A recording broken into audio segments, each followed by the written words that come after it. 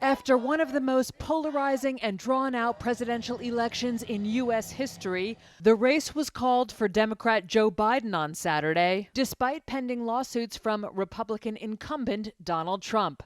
Voters ultimately embraced Biden's promise of a renewed effort to combat the coronavirus pandemic, fix the economy, and bridge America's political divide after 4 tumultuous years of Trump's leadership.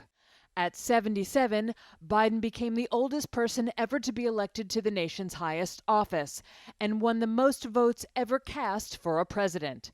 Winning the White House would be the pinnacle for any politician, but it's particularly special for Biden, says Reuters political correspondent James Oliphant. This is his 47th year in politics. He run for president 3 times. He really never got out of the starting gate.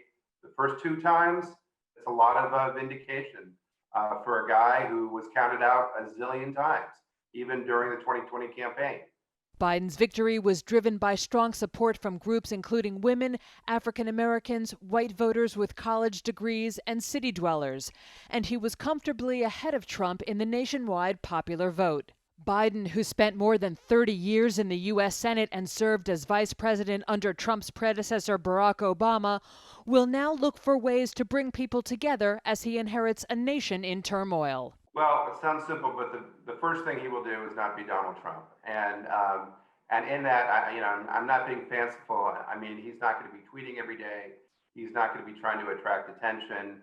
He's going to be very low key. When he makes pronouncements, they're going to be measured. He's just going to try to lower the temperature.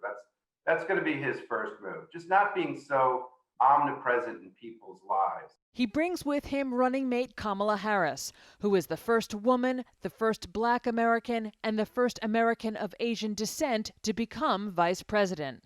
A lot of people are going to feel a great deal of pride when she's sworn into office, and she's going to, she's going to reflect what a lot of America looks like. And so, if you're looking at the fact that a 77-year-old white guy got elected president and think that the country is maybe moving backwards after we just had Donald Trump, well, a Vice President Harris does a lot to dispel that notion.